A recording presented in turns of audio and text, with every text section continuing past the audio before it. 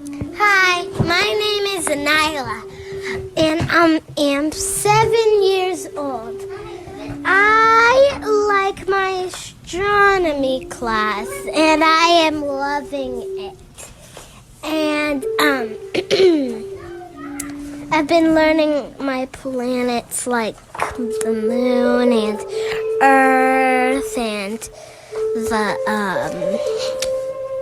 Venus, Mercury, and astronomy class is awesome. I've been learning about like Egypt and that stuff. And king and queens and and pyramids and What do you think thus far of the International Homeschool program? I believe it's the best investment I could have made for my daughter and for myself as well, because learning astronomy and African heritage, it was needed. It was much needed,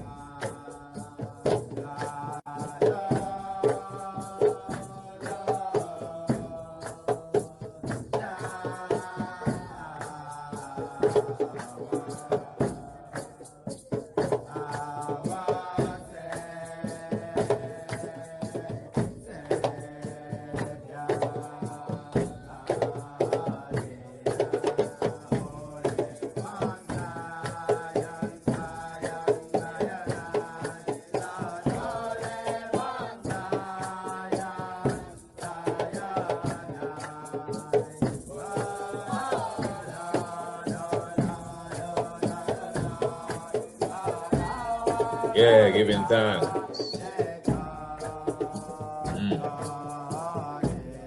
Life giver, keeper of life.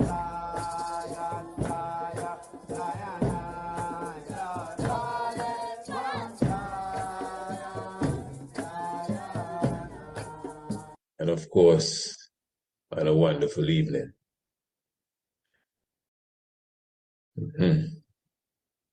We definitely say blessed love to each and every one. We give thanks to the life giver and the keeper of life, Emperor Haile Selassie I. Give thanks for your presence with us. Again, of course, you know this is another radio annual exclusive. This is the Tiger's Nest, of course, a radio program that comes to you each and every evening at this moment, at this time, talking about 7 p.m. Eastern Caribbean time, right here on Radio Anu Central, here, Radio Anu International, universal at the same time as it's the international flavor. And of course, it's the universal spice. I am your humble servant for this moment, approximately an hour or so.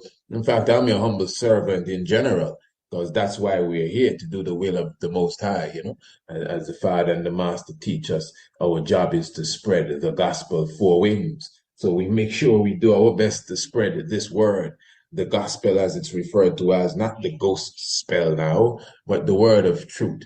We do our best to get it internationally. So even if we have to write books to get the word of truth out, we write books. Even if we have to do documentaries to get the word of truth out, we do documentaries. Even if we have to write essays to get the word out, we write essays to get the word of truth. 4 Winds Universal set up an international radio station. The underground cops came and locked it down, but we set it up again so that the word can go international. We find ourselves on other people's radio station regularly, even to buy time on other media networks and television stations, just to make sure that the word that has been implanted in our heart gets to as much people that we can bring it to. And that should be the job of each and every one, to spread the word of truth. If you have the word of truth in your heart, if you have received what you consider, and this is very important, what you consider to be the word of truth. Now, if you say you don't value it, that's a different thing. If you say that don't mean anything to me, that's a different thing. But if you say, hey, this is what I believe in, oh, hey, this is what I have faith in, whatever it may be, and listen, this is the truth, especially if you're bragging and boasting about it, and it's supposed to be the life-saving gem. So let's say, for example, you believe Rastafari is the life-saving gem for the globe, and you are rightly correct. Let's suppose your mentality is that, hey, Bobo Ashanti is the truth, and this is the savior for the international community. And again, you are on point. And even if you're not as on point as you should be, but whatever it is that you think is the truth, you should be doing your utmost best. Tell me if I'm lying, man. You should be doing your utmost best to make sure that that word of truth that has saved your soul gets to as much ears and eyes as possible. And maybe to the taste and to the smell too. All the senses must come awake, because the truth has a smell to it, and it has a sound, and it has a look. Yeah. And a taste. Of course it has a smell. It's aromatherapy. The truth, whatever the truth is, you don't have to hold your nose when you walk into the room.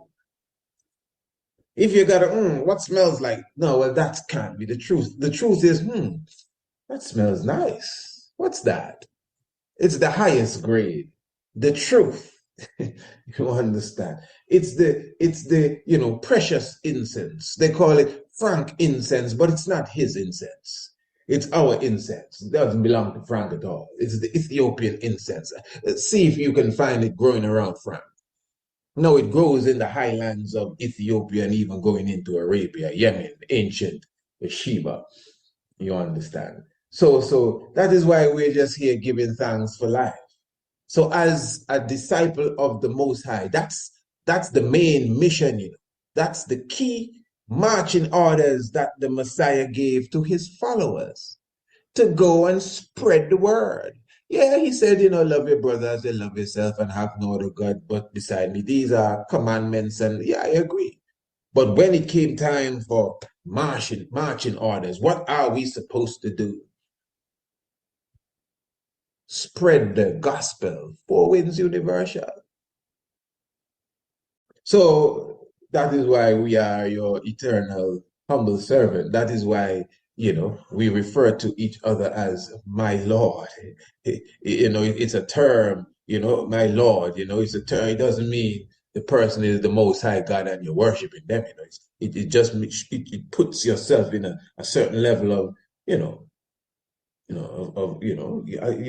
come to serve. We are each other's servants in a sense. We come to put our life on the line. Not to die now, to put your life on the line. Doesn't mean you're gonna die. You just put your life on the line. Some people come to die for this and die for that. No, we come to live for it. That's why the life is on the line, because we come to live for one another and to uplift ourselves. So my Lord, and my Lord is used in many different, even when you speak to the Almighty, he's my Lord. A woman would refer to her king as my Lord. It has a slightly different, resonance than to my Lord, within the brotherhood. So give thanks, really, for your presence, and give thanks for that acknowledgement. It's not the subject for the night, but it's important, family. Once you know you have the truth, Some people, they don't know the truth. They willingly admit they don't know the truth. A lot of people think they have the truth, and if you survey them, all of them have a different truth, but they all have the truth, and the absolute truth of that. Good. I'm not here to judge the truth. I'm here to judge the principle of this truth that you have. And the principle of the truth is that if you got the truth and you're holding it to yourself, that's like treason. That's why we're here in the tiger's nest every night. That's why we gather those with the truth and come and welcome you to the house of priests. That's why we gather the other ones and sit around the table, Rasta round table. That's why we have the lecture series and webinars and do essay competitions and the whole nine, because the mission is to spread the gospel. Gospel bells are ringing, four winds universal. So if you, again, think you have the truth, whatever this truth may be, and you have it under lock and key, shame on you. You should be doing your best. I don't mean to just be, talking to your friends at work, because some of us, we like that. Yeah, man, I appreciate my friends at work all the time. Okay, it's a good start. But he didn't say go and spread the word in the office. It's a good start. He said spread the word to the four corners of the globe. To the four corners of the globe. And then here there's a person who will quickly say, well, boy, priest, I can't do what you do. Aha. Good point. Good point. Give the man a prize. Good point. Because again, when Moses was on the mountain, you know the story. Moses was on the mountaintop and Joshua was in the valley. And Joshua was fighting I think it's the Amalekites. And the Most High told Moses, hey, just keep your hands up. You just keep your hands up. Hold this rod here. Just keep your hands up in the air. And once you keep your hands up, everything is going to be all right. Joshua will defeat them. Moses say, yeah, man, but that easy, man. That means every morning me, you exercise, we good, eh? The battle raged on for hours. Joshua was doing good, but the battle was long. So after a while, Moses, man, was getting a little fatigued. And Moses' arms began to come down. Joshua, see, man, start to get slow on his side. What's going on? When Joshua looked up on the mountain, here is Moses with his hand down. Moses, Father Moses put up his hand again. Sorry. Joshua started to win the battle one more time. Boom, boom, boom, battlefield, firing shots, pow, pow. Oh, well, not shot. I think a little excited there. But spears and whatever else that they use, and maybe they had shots to it. Don't underestimate history now. Remember just previous night, last night, I'm coming back to that story. Remember just last night, we were talking about the ancient city of Krishna. So, Koaka. So, and we were talking about the nuclear weaponry according to the glyph and the concept and the philosophy of why it sank because of this great battle. Talking about centuries ago, more than 1,000 years ago, a nuclear war in India, Western India, according to the program last night. So I just brought that in. And that's why if you missed that program, this is why it's important to be a subscriber. That is why it is important to be a subscriber. to the Tiger's Nest radio program. It's a very simple thing to do. All you have to do is email us, priestIsaacInstitute@gmail.com, and let us know you would like to subscribe to the Tiger's Nest, and we will take care of you right away. And what do you get? You'll never miss another episode of the Tiger's Nest again. And plus, sometimes we have, certain treats that only the subscribers and maybe those who are paid would, get to indulge in. All right, but what I'm saying is, so yeah, nuclear weapons, according to that story there, if you subscribe today, you would get that program from previous night, and you'll hear for yourself the accounts that were given about nuclear technology thousands of years ago in India, to the point that a battle with Krishna and his nemesis had the city sinking. Quarka, also known, has different names really, but I don't want to go too far into that. But the point I was making really was with Joshua now. And that's why I brought it in, because somehow I was really excited as Joshua was firing shots. Yeah, but anyway, whatever was going down, Moses' arms was going down. And when Moses' arms went down, Joshua and his soldiers went down. So here came Hur and Aaron. And Hur is a man, by the way. It's H-U-R, not H-E-R. Although sometimes I believe it's an esoteric, because there's esoterics in the lingo too. So Hur could really mean her, on a different level. It's deep. You just have to understand the science. Her could mean her. Remember, this is the mystic vibration here. Her could mean her. But anyway, her is a man by yeah. And Hur and Aaron came and held Moses' arms up. So when Moses' arms went back up in the air now, Joshua started to win against the enemy, and he started to slew them. And Moses and Aaron and Hur, pardon me, if I'm not mistaken, they themselves seemed to got a bit tired, and they went and propped up his arms with 2 stones, something of the sort. But the point is, Moses' arm kept up in the air so that Joshua and the soldiers could win the battle on the ground.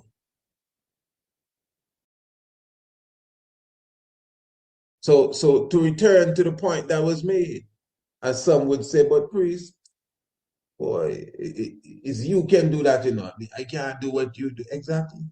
And I'm sure there are things others can do that maybe I have not attained the skill to do that as yet.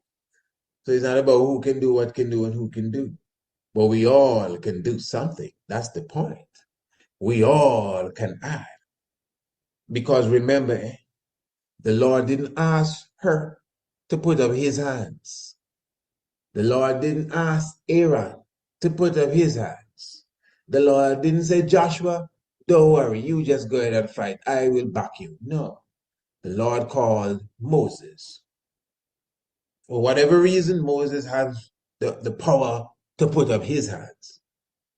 And when Moses' hands was going down, Aaron didn't come and say, oh, my Moses, come, have a seat. Give me the rod. I will take it from here. No. Some of us like to do that. Instead of assisting, some of us love that. Instead of assisting Moses, it's obvious that's Moses here, with his rod up. And when his rod is up, the battle is being won. But yes, his arms are getting a little tired. So instead of us coming and holding up Moses' hand so he can continue to impart his power that he has been blessed with on the congregation. No, we want Moses sit down. Oh, Moses, you sit down and give me the rod and I'll hold it up. That would not work. That would not work. So give thanks for people like her and Aaron that would admit, but Moses, we can't do what you can do, That's what they said. If they had different thoughts, they would have made Moses sit down and take away the rod. But they understood that Moses was the one that was given the command to do that. Her has his own command too. Aaron is the high priest. He has his own office as well. Not a better than better thing. It's just the point that Moses was the one given that command. And the brothers understood, and instead of trying to take away his mandate, they helped him. You follow me? Very good. So all of us, even if you don't believe you can do what I do, I don't know what it is you think I do here, because you ain't seen nothing yet. In my book, in my world, I don't even begin yet. I am every day tempting to start to do something. you want to know. Yeah. So my point is, give thanks for the acknowledgement. And I know what you're talking about. Yes, of course, we reach lives. We reach souls. Positive. I can say for sure in the last 20 years, I am positive. Hundreds of people would have accepted Haile Selassie because of a word that they heard from me. I'm just letting it be clear. So as I just said a moment ago, in my book, I haven't begun anything in. So it's not as if I'm saying that, like if it's like, wow, yeah, I've done it. No, that's not the point. The point is you are correct that we are doing something that would have reached someone. And if you cannot do the same, well, your job is to help the hand that is winning the battle to stay up. Yeah, that's how I see it. That is why you support. We don't even get to contribute and donate yet. Because you know me, that's not even my language for specific reasons too. Although you should do it. But we don't put that on the front burner at all. We produce products and services that are quality services, products, courses. We have them all here. Subscription to this and that. We don't even have a donation box, really. We don't even have a button, do we? I don't think we do. Let me not talk. We have a button. I never do, sure. But anyway, you as you can see, I'm not even interested. I'm not the web manager, so please forgive me. But you know that I pride myself on products, services, and I encourage my listeners to be like that. Yeah. To lack of a better term, please forgive the foul language, but to capitalize. Yeah, man. Thanks. So if you believe that, hey boy, wow, mighty works and doing good, and yeah, well, I think for a start, you should be at the top of the list when it comes to patronizing. There should be nothing that we sell that you don't have. I'm honestly telling you this from my heart, and this is a teaching lesson. This is not marketing. Old idiom, not this peculiar is not promotion. to Hebrew, but in also fact, found sometimes only found in Greek. Also, we hesitate to give this type of lesson, and even the Most High would be angry with us. Yeah, because we concerned about how people may look at it. Sometimes we have to shake up our own self too. It is your duty, if you if you believe, and all the stuff that usually comes out of people's mouth. Good stuff, good work, man. Yeah, it's God send you. Gotta be careful. Gotta be careful with them kind. You know what I mean? Yeah. Yeah. Anyway, family, listen, that's not the subject this evening. That's just one of those introductions. In fact, let me just go straight into the subject. I wouldn't even, go into anything else outside of. Let me just also put you on target at the moment. As you know, and this is directly dealing with the subject that we're going into this evening. We're going to be talking about us humans as cosmic beings. And we're looking at this on a scientific level. Are we really made from the astronomical contents? Are we really made from cosmic dust and stardust and the light of the planets and even the sunbeam? So family, the 19th and the 21st day, keep these days in mind. The 19th and the 21st day of March this year, we are definitely celebrating our annual spring equinox festival right here in Antigua on Greencastle Hill. Of course, you know, well, most of you would know, and again, as we speak about products, we have a book entitled Anu. If what I'm saying is something new to you, well, Anu will give you some new information.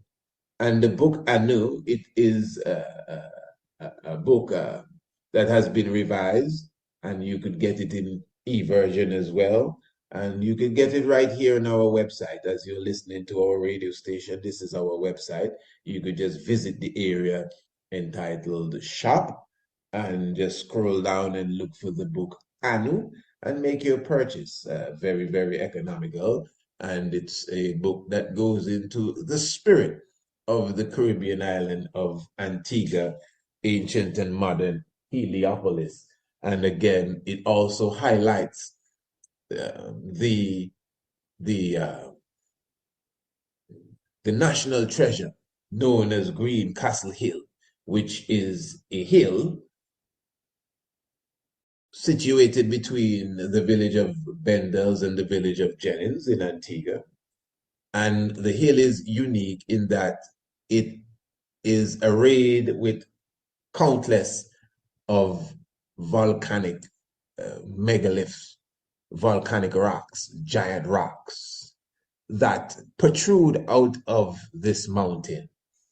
And when I say protrude, mean it grows out of the mountain. And I'm telling you, just about 3 months ago, the chief archaeologist right here in Antigua said on our good brother Dave Lester Payne's program that no, it wasn't Dave Lester Payne, pardon me, it was the Voice of the People, but it was the same radio station, the Observer radio station. And speaking of that hill, the archaeologist, Dr. Reginald Murphy, with all due respect, stated that it appears as if the rocks would have just grown out of the mountain. And those that were in the studio said, oh, that's amazing. I said, yeah. Now, what I'm saying, this very same archaeologist who I have immense respect for, believe me, a decade plus ago, his theory was that the Caribs and other Indians would have placed these rocks in the formation that they are on the mountain, on the hill. And because of keen observation, I noticed that obvious with the destruction of the hill, as the hill is being destroyed, for those who do not know, the area that is sore, that has been removed, you could literally see the rocks, the megaliths, the stelas growing from beneath the earth, going almost 600 feet up in the air. And that is seen because we now have an actual cross section of the hill, because the hill is being destroyed. You know, the hill is being demolished. You know, we have a petition on petitionsite.com, petitionsite.com, Greencastle Hill. And if you've never, you know, we so many things we have to speak about that sometimes that doesn't come to the surface. But because, again, that hill is being ravished and destroyed by quarry companies since 1963, a sacred hill, again, with countless of megaliths that align with the movements of the heavens. This is why on the 21st day, 22nd, 23rd, even from the 20th, these time frames, that is why we always have the spring equinox celebration in March. And of course, the fall equinox and the summer solstice and the winter solstice are also key days. That is to Greencastle Hill.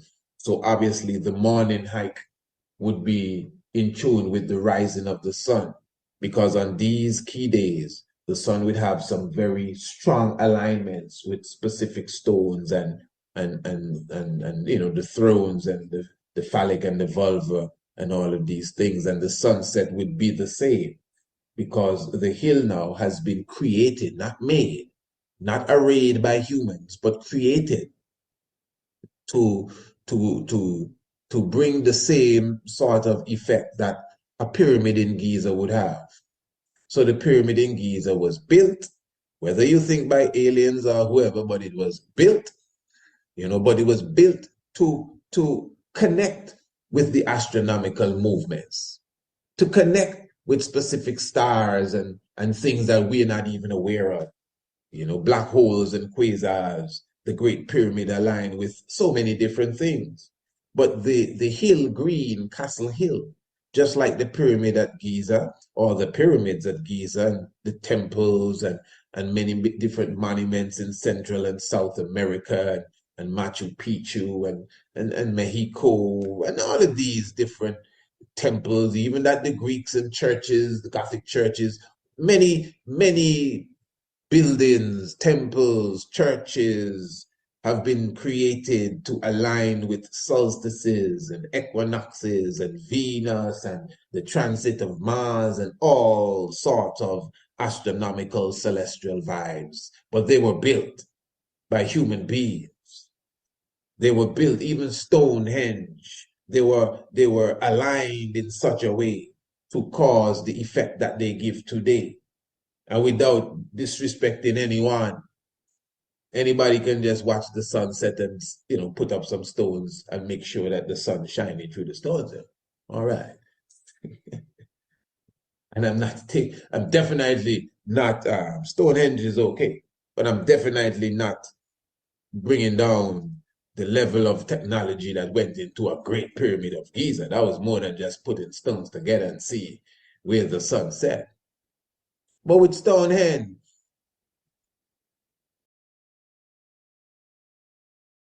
it is a magnificent monument, but it was put together by hands. The Stonehenge of the Caribbean, as they call it, Greencastle Hill, which is much more magnificent to me, with much more stones, aligning in so many different ways, not just one type of alignment now, different levels of hierophany and connection with the azimuth, and of course the polar region, and still highlighting ancient practices like the open mouth ceremony, all of this taking place on Greencastle Hill from my eye observation. This is natural. This is not man-made. No one came and put the stones in order. They grew out of the earth to align with the stars. And that's right here in ancient and modern. That's why when you read the book Anu, you see the importance of the connection of Antigua with ancient Heliopolis.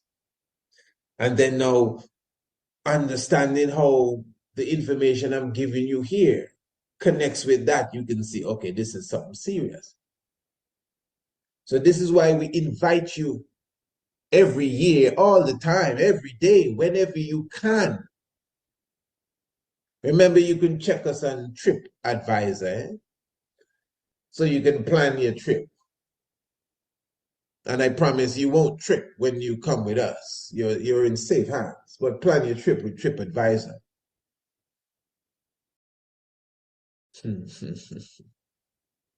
Something just dawned on me there. TripAdvisor, the owl.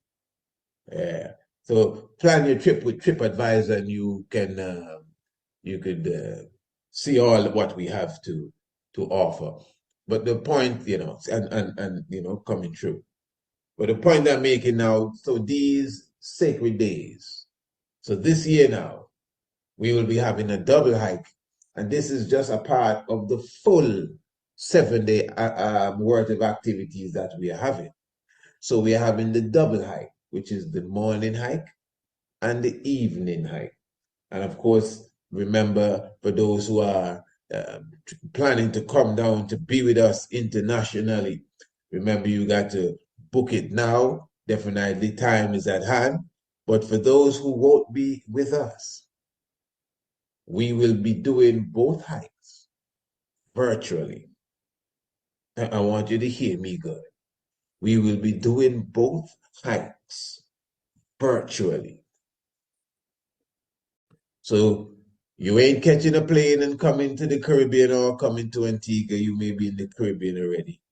But you can sit in the comfort of your home, or you can watch it on your phone while we do the morning hike to Greencastle Hill amongst the megaliths. Wouldn't that be great? Of course.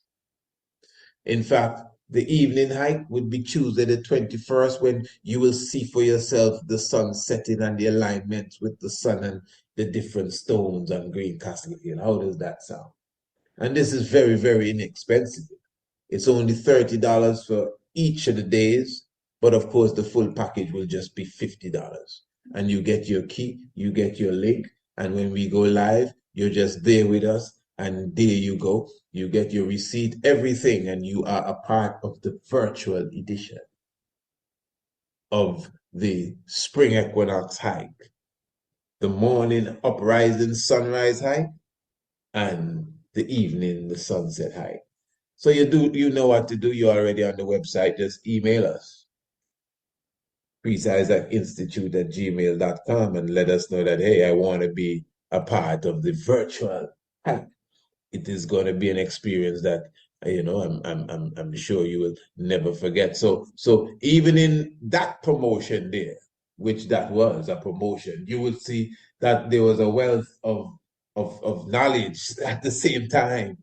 Just to get to my point, I had to take my time to even teach those who may not have ever heard about Greencastle Hill and what I'm talking about. Remember, new people coming every day, and that's because wonderful people like yourself keep on sharing the link. Wonderful. That's why I'm very appreciative of you people. You always go and make sure you share the link at Facebook. You make sure you share the link here, there, and everywhere. Sometimes we may be sailing around and see our link sailing through. So we're thankful and very appreciative. So new people come every day, people that never hear about Anu, never heard about Greencastle Hill, never heard about no Lenten Sabbath and King Emmanuel, don't know what you're talking about with Akhenaten, don't know Tutankhamanu, never heard about this and never heard about that. And this is brand new stuff, so you have to keep them in mind, So I will be reading from space.com, and this is an article which was done since 2017, the 10th of January, by Elizabeth Howell. And it's entitled, Humans Really Are Made of Stardust, and a new study proves it. Hey. For decades, science popularizers have said humans are made of stardust. And now a new survey of 150,000 stars, 150,000 stars, shows just how true the old cliche is.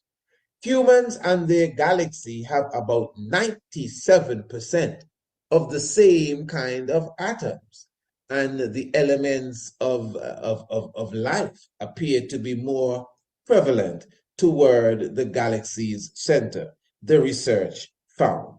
The crucial elements for the Earth, for life on Earth, often called the building blocks of life, can be abbreviated as CHNOPS, which is carbon, hydrogen, nitrogen, oxygen, phosphorus, and sulfur. Do you get that, family?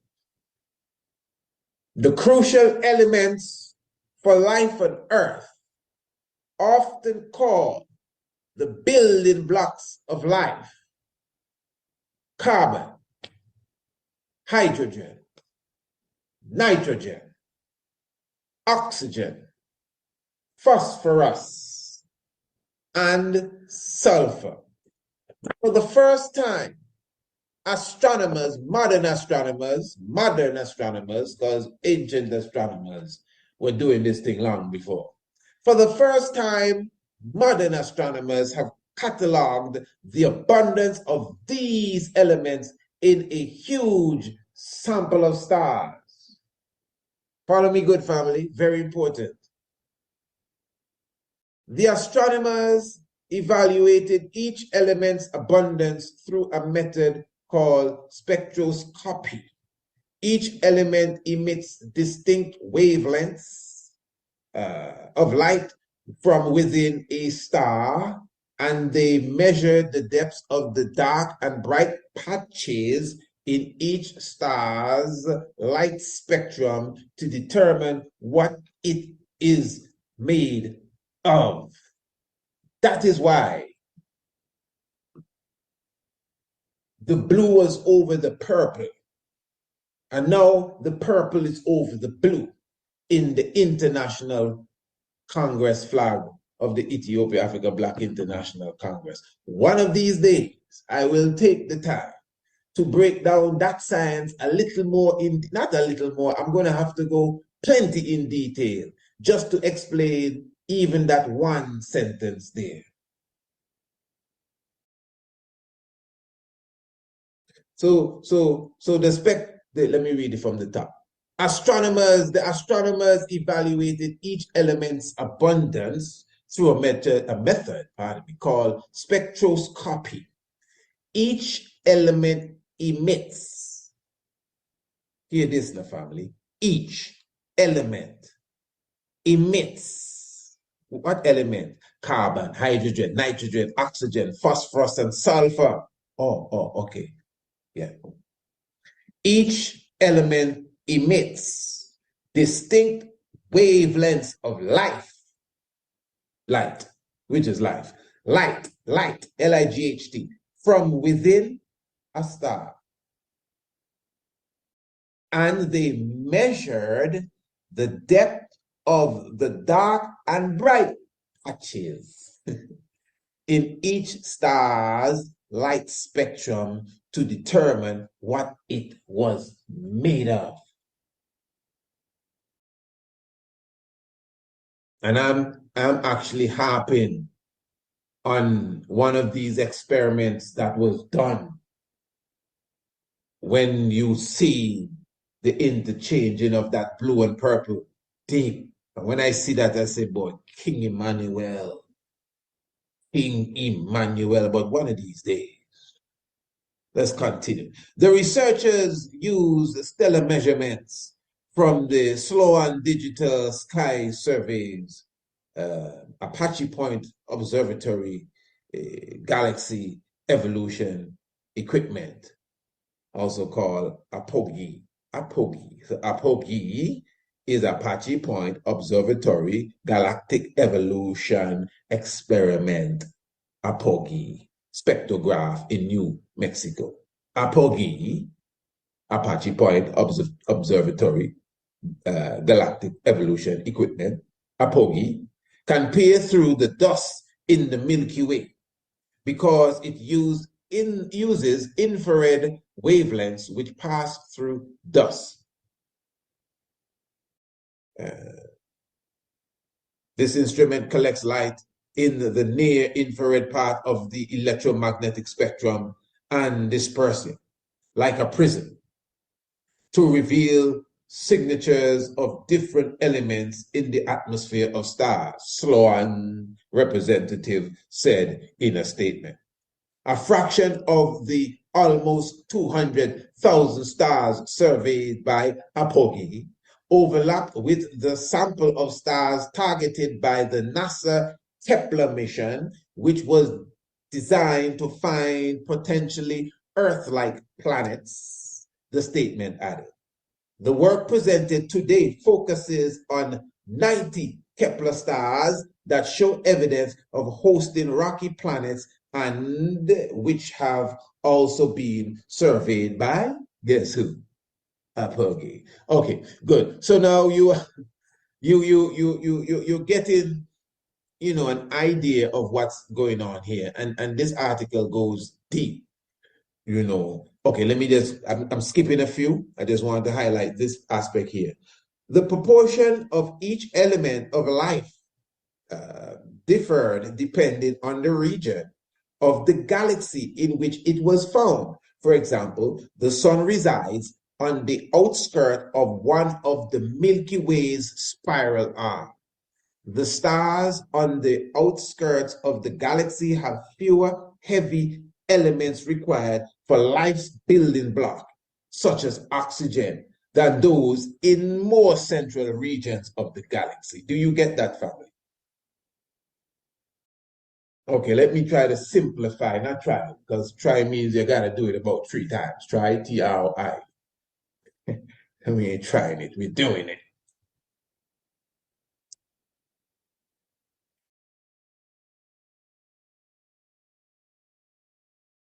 You see, many times you would hear your good brother, you know, come through, and maybe I may seem very critical of the craft known as astrology.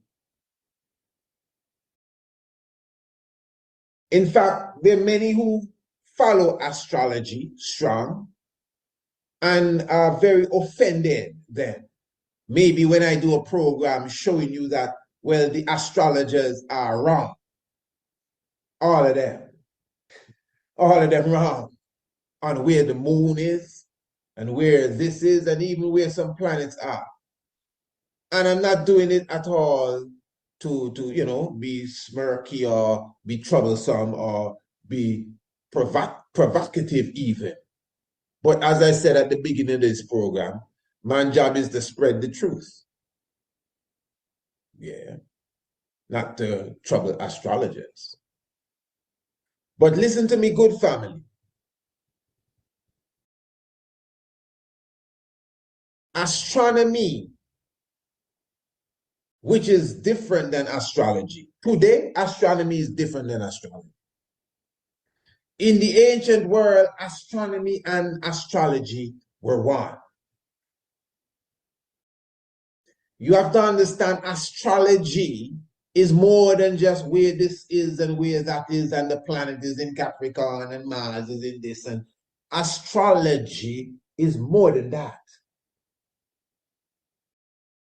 Astrology at its root is a deep, very deep science that most astrologers totally overlook or underlook or void of the understanding of it.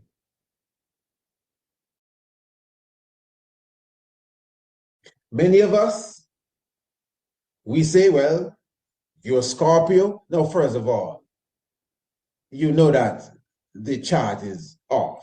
But you're a Scorpio, so you have this tendency. Or you're a Scorpio, so you're supposed to wear this color. Or you're a Scorpio, so you're supposed to eat this and eat that. Now, where did you learn that from? The astrology book. But where did they get that from? What, did an angel come in a dream to one of your founding members and, you know, tell them that people that were born in January, their gemstone is garnet or sapphire or whatever it is? Where do you get this from? Family, it's science. What they call astrology, just like astronomy, both of them are broken off craft from the ancient craft of ancient astronomy. Because ancient astronomy appreciated the value of a planet, of a star, where the planet was when you were born. All of that is important. And the effect that the planet has on the planet, yeah, the Mars has on the planet Earth, just like the moon and the sun, the most obvious. The sun obviously has an effect on planet Earth. When the sun come up, they have flowers that open their petals. I mean, come on. How obvious is that? You see the whole thing change when the sun come up. You even wake up. So we can see the sun has an effect on planet Earth. Nobody can deny that. Anybody denying that? Okay. The moon, although many of us don't really pay attention to it, but the moon has an obvious effect on the planet Earth. The best example is the tide. And that's just one example. So many things, the moon we can go into, but that's the obvious. The full moon and the high tide, and when it starts to wane or wax. When it starts to go down, so does the water go down. It's just an obvious. So now, if the moon and the sun has that effect, anything that you look up and can see has an effect. Mars must have an effect on the planet. You may not notice it or can explain what it's doing, but Mars has an effect on the planet. Saturn has an effect. When Mars appears to stop and then turn and go the other way, which they call retrograde, there's some people that are some retrograde nerds. They just love when something in retrograde. Oh, well, you know, Mars is in retrograde now, so I don't want no ketchup on my burger. Real, just take the thing way off.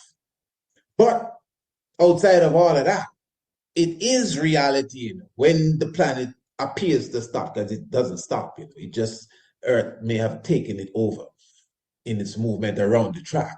So it just appears as if it stopped and turned around. You know, we pass it. It's like if a car passing another car on the highway.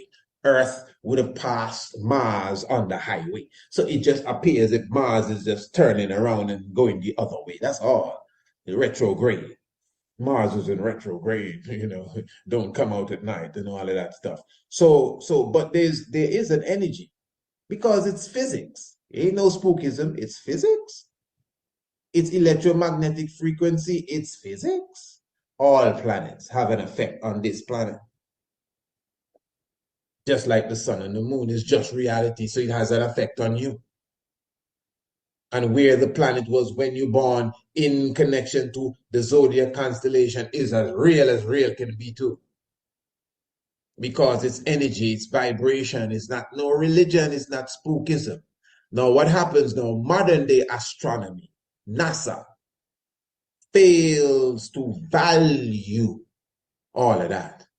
Fails to value how the nature of a planet connects with the nature of the human being. And NASA, or astronomy, I should say, not NASA, but astronomy should be the hub of science. Because what I was reading there a moment ago, that's science. That's what I'm getting to, you know. What I was just reading a moment ago, we coming forward to that. Now, astrology, what astrology is lacking is astronomy. That's all. If astrology would just listen to Priest Isaac, straight up, if the world of astrology, all of you astrologers too, I'm talking to you, you don't feel no way. A child shall lead them. Sometimes we just got to admit it. If the world of astrology would just lock into astronomy, man, I would sit down and listen to them read instead. Yeah. Hear me now, family. Yeah, because I know it's coming from.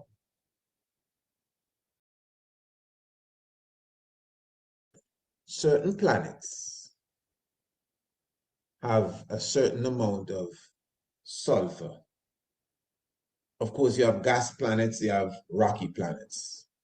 So certain planets, hydrogen, nitrogen, stands out, oxygen. Certain planets, you have sulfur and other elements that stand out as well. So what you have now, and I'm making a very important, you know, kind of point here that I want us to follow on. Now, when you observe, for example, let's follow me good. Let us look at the elements that stand out. We're going to look at the sun. Now, let's look at Mars first. Now, Mars has 43% oxygen. Mars has 5.5% magnesium. Listen to me good, magnesium. That wasn't mentioned in the other elements. Mars has 5.6% aluminum. Mars has 23% silica. Mars has 14% iron.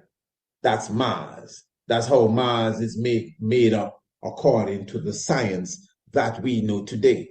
Let us look at Earth's twin, Venus. Venus has how much? 32, I think, percent carbon, no 3.5% nitrogen, 64% oxygen, sulfur, 0.00% sulfur, argon, 0.015 argon. That's the makeup of Venus. And there's a reason why I'm highlighting these figures to the class, to the audience. Now, planet Earth, oxygen 47%, 8% aluminum, silicon is 31%, calcium is 3%, iron is 4%, and that is the top 5 elements of planet Earth. And then, so the point I'm making here now, I wouldn't go anymore. I'm just somewhat furnishing your thought. Sometimes we never even take the time to wonder what a planet is made up of, or what the sun is made up of, or what. And of course, you know, there's always the ignorant in the back of the class saying, "Oh, you know that. Oh, them people know." Oh, yeah, I know. I know. We can't go through that every day. Sometimes we got to just move on with science. Now, what I'm saying here, you observe the makeup of the earth. You are the earth, eh? You that listening to me, you are earth, eh? You are the earth. We are all the earth. We are all the earth. We have a spirit, yes, but this physical is the earth. You're not separate from the earth, just like the tree is the earth and the cloud. Even the cloud is the earth, because the cloud is the water too, from planet Earth. We know the earth made up of earth, wind, water, and fire, and all of these sub-elements, but we are made up of the same silicon, aluminum, iron, diamond, gold. We're made up of all these things like planet Earth.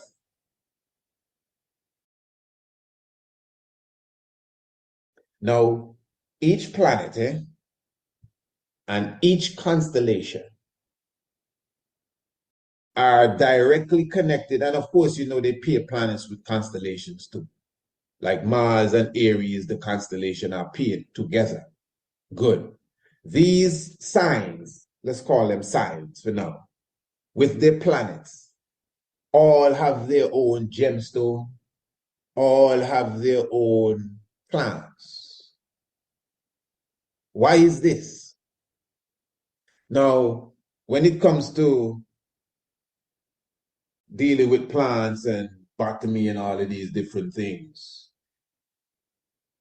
and linking the astronomy with the herbal world, it is not a full consensus by all those that are so-called expert in the field of what plant goes with what sign. I hope you understand what I'm saying.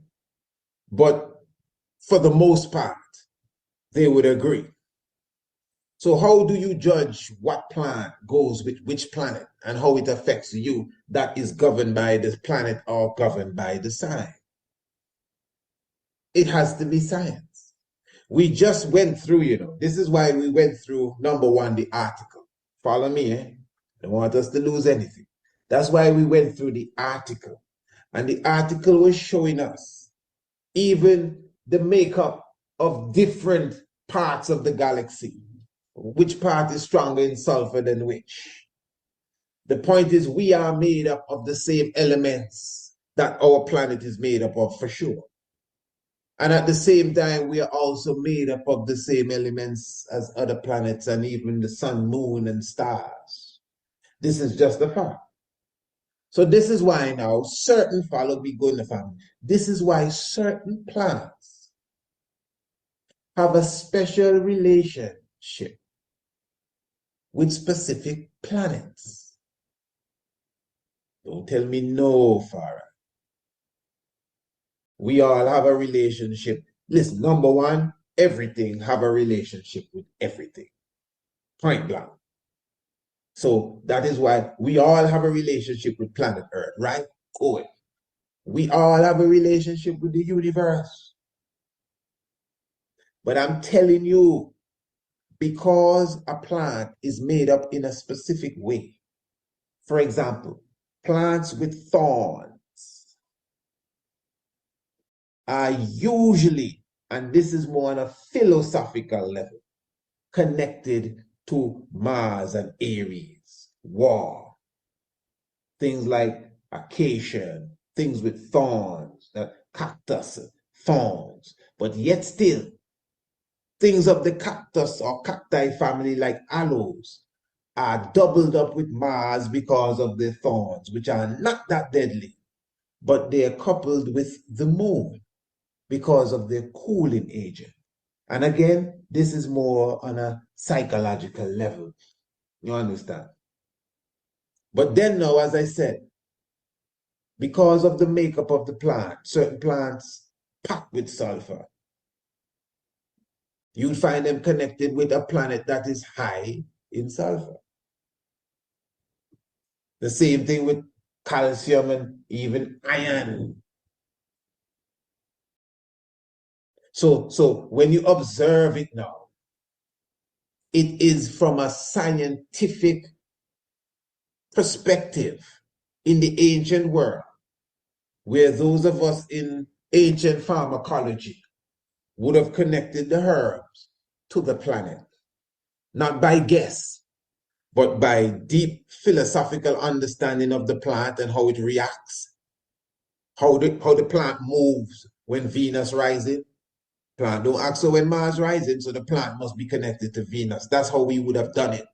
That's astrology. Nothing wrong with that. But we didn't mistake when Venus rising. We know when it was coming up. That's astronomy. Nothing wrong with that. It's ancient astronomy. The connection of astronomy and astrology.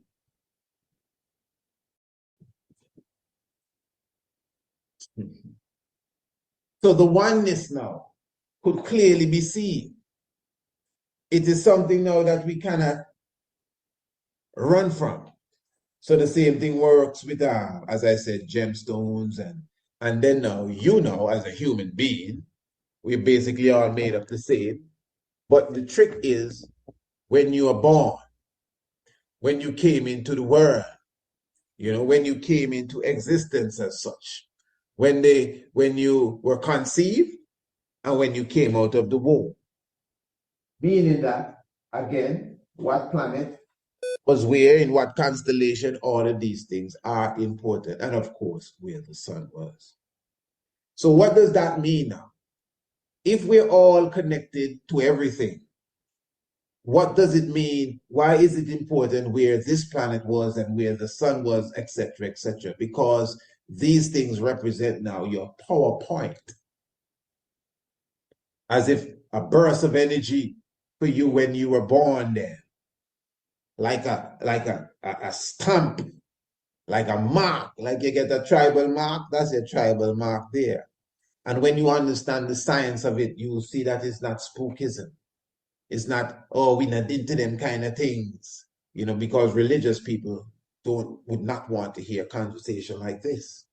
When all I'm speaking here is science. I'm telling you the makeup of planets. We send children to university to speak what I'm speaking here. But when we hear the same thing, we don't want to hear it because it's going against our religion, whatever that may be. Even in Rasta, religious, whatever that may be. So yes, family, as I said, you could observe even this article we were reading here, clearly showing you that we are the building blocks of the earth. Of course, when studying the different planets, the makeup of the same elements that are seen there, seen here, even certain elements at the same time, depending. Okay, for example, let me read that again. The proportion of each element of life differed depending on the region of the galaxy in which it was found. For example, the sun resides in the outskirts of one of the Milky Way's spiral arms. Stars on the outskirts of the galaxy have fewer, heavier elements, you hear that? Required for life's building blocks, such as oxygen, than those in more central regions of the galaxy. And even within that, you would find the science of the Dogons saying, I'm from that part of the galaxy. You understand? Science again. The Zulu people saying, I'm from that part of the galaxy. This set of people telling you, I am from this nebula over there, and they understood or overstood the scientific makeup of that area of the heavens and that area of the stars and that area of the galaxy, just as, or even more that we do today. Give thanks, family, as I said, remember that we are going amongst the stars on the 19th day of March, Sunday the 19th. We're going to have a wonderful sunset hike. That's going to be a big festival. And the Tuesday the 21st, it's going to be a bit more, somewhat quieter, but it's going to be the sunrise hike. And that is on Greencastle Hill. We'll be amongst the megaliths that align with the astronomical clock, that align with the stars, that align with our family. So family, if you are not catching a plane, an American airline or JetBlue or whatever else it is, and coming to Antigua to be with us, it's okay. You can join us virtually. Yes, you just came in, eh? Well, we spoke about this a bit earlier.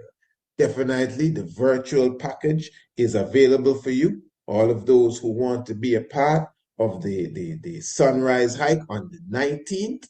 No, that's the sunset hike. This year, the sunset hike is coming before the sunrise hike. The sunset hike on the 19th, which is a Sunday. We always do it on the Sunday closest to the 21st, and that is to accommodate as much of the local people as possible for this afternoon festive session.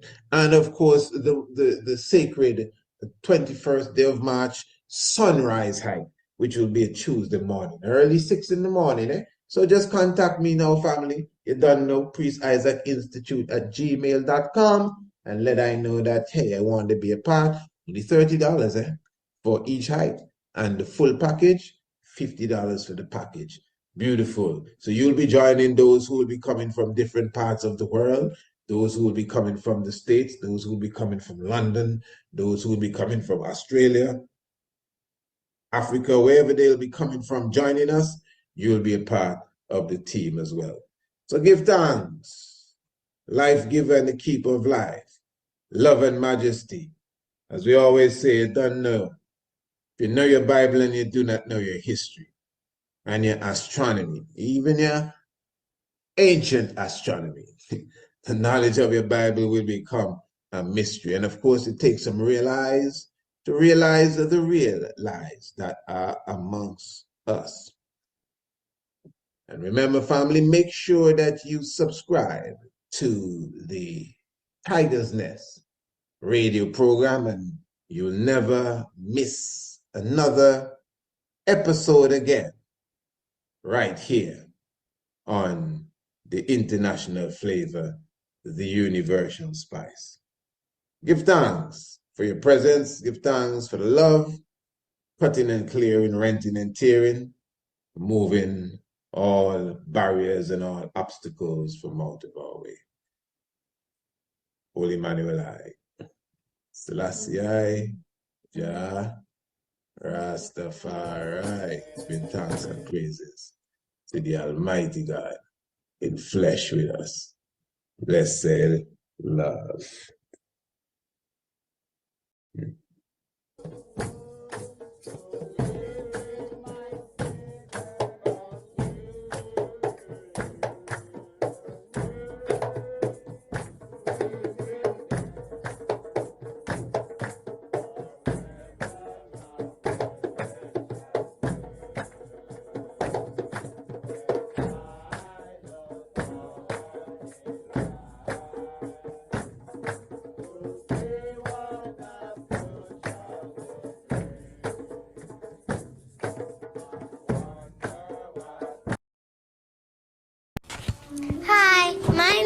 Nyla, and I am 7 years old. I like my astronomy class, and I am loving it. And I've been learning my planets like the moon and Earth and the Venus, Mercury, and astronomy class is awesome. I've been learning about like Egypt and that stuff. And king and queens and and pyramids and What do you think thus far of the International Homeschool program? I believe it's the best investment I could have made for my daughter and for myself as well, because learning astronomy and African heritage, it was needed. It was much needed, and